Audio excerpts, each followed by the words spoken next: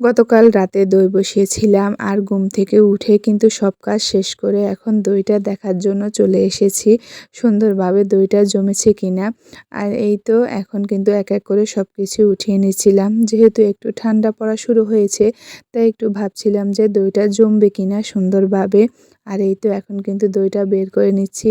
আসসালামু আলাইকুম, আরিবাকি ইউটিউব ব্লগে সবাইকে আমন্ত্রণ। আশা করি সবাই ভালো আছেন। আলহামদুলিল্লাহ, আল্লাহর রহমতে আমরাও ভালো আছি। এই তো আমি কিন্তু দইটা ধরে একটু চেক করে দেখতেছিলাম সুন্দরভাবে জমেছে কিনা। দইটা খুব সুন্দরভাবে জমেছে।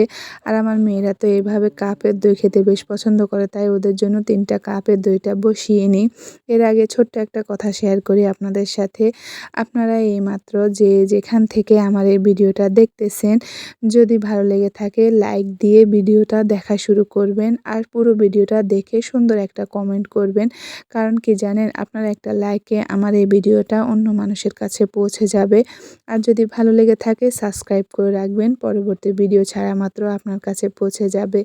আর এই যে দেখেন দইটা কিন্তু খুব সুন্দরভাবে বাতাসটা বের করে একটু ঠান্ডা করে এখন কিন্তু ঢাকনা দিয়ে আটকিয়ে নিয়েছি ফ্রিজে রাখার জন্য। আসলে মিষ্টি জাতীয় যে কোনো ডেজার্টে একটু ঠান্ডা করে খেলে বেশ মজা লাগে। আর আজকে কিন্তু রান্নাবান্না তেমন ঝামেলায় ছিল না, কারণ সকালের নাস্তাটা সিম্পলভাবে সেরে নিব পাউরুটি কলা দিয়ে। তাই এদিকে পাউরুটি কলাটাও রেডি করে নিয়েছি আর রান্নাও শেষ হয়ে গিয়েছে। ভাত তরকারি তো আজকে তেমন ঝামেলা ছিল না, শুধু প্রথমেই আপনাদেরকে বলেছি। তাই এই তো এদিকে ভাত রান্না করা হয়েছে। তারপরে এদিকে রান্না করা হয়েছে শোল মাছের ঝোল। আর এই শোল মাছটা কিন্তু একদম দেশীয় খালে বিলের পুকুরের শোল মাছ, কোনো চাষের শোল মাছ না। আর এই যে দেখেন শোল মাছটার কালার মাশাআল্লাহ খুব সুন্দরভাবে কালার এসেছে। আর এই ধরনের মাছগুলো খেতে কিন্তু বেশ মজা হয়। আসলে কি জানেন, আমাদের ঘরের আমরা সবাই কিন্তু সব ধরনেরই মাছ খাই, কোনো মাছে আমরা বাছি না, সব ধরনেরই মাছ খাওয়া পড়ে আমাদের। আর এই তো এদিকে কিন্তু কচুরমুখী রান্না করা হয়েছে।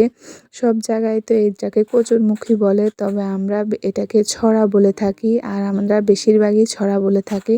আপনারা কে কী বলেন সেটা কিন্তু কমেন্টে জানাবেন। এর মাঝে কিন্তু আমাদের ছোট্ট পাখিটার গোসল করা হয় আর ওর সাথে একটু দুষ্টুমি করতেছিলাম, ও তো জামা কাপড় পরতে চাচ্ছিল না। মাটি তাকে পাখি গোসল করছে। গোসল করছ? হ্যাঁ, কি করে? আসো আসো আসো আসো আসো, গোসল করছে কেন? খুশি? হ্যাঁ, আজ যাইতো না, গোসল করবার পরে আর কাজ করে না। আসো, গোসল করে বাড়িছে কেন? হ্যাঁ, টাটা, যাও জামা কাপড় গায়ে দাও। হ্যাঁ, টাটা, আসো আসো,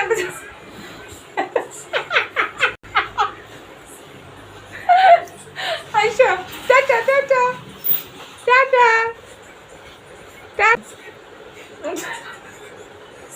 টাটা দাও, টাটা দাও। বারবার গিয়ে বাড়িতে দেখতে নেই, যাইতো না।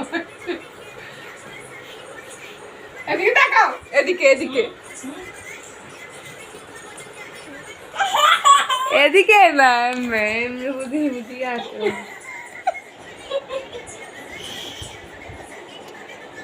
এরপরে বাইরে এসে দেখি যে আম্মু শুকনো মরিচের ডাঁটা ভাঙতেছিল। আসলে আমাদের অনেক দিন হয়েছে শুকনো মরিচের গুঁড়ি শেষ হয়ে গিয়েছে। আপনাদেরকে তো আগেও বলেছিলাম যে আমরা সব ধরনের মশলা ঘরে করে থাকি, তাই আম্মুর সাথে বসে কিন্তু মরিচের ডাঁটাগুলো ভেঙে নিই। এরপরে এই তো দইটা কিন্তু জমে ঠান্ডা হয়ে যায়। আর এখন কিন্তু দইটা বেড়ে নিচ্ছিলাম সবার জন্য। আর এই যে দেখেন দইটার টেক্সচার, আপনাদের সাথে 2-1 বার দইয়ের রেসিপিটা শেয়ার করেছিলাম, তাই আজকে কোনো রেসিপি শেয়ার করিনি। এর মাঝে কিন্তু আপনাদের ভাইয়া গরম গরম ডাল পুরি নিয়ে আসে। উনি বলতেছিল যে দইয়ের সাথে ডাল পুরি খেতে বেশ মজা হবে, তাই এই তো উনি কিন্তু এর মাঝে গরম গরম ডাল পুরি নিয়ে আসে, সঙ্গে সালাদ। আর এদিকে তো আমি ওনাকে দই দিচ্ছিলাম। উনি কিন্তু দইটা খেয়ে অনেক ভালো একটা কথা বলে যে এবার থেকে দই আর কিনা লাগবে না, ঘরে বানিয়ে খাবো।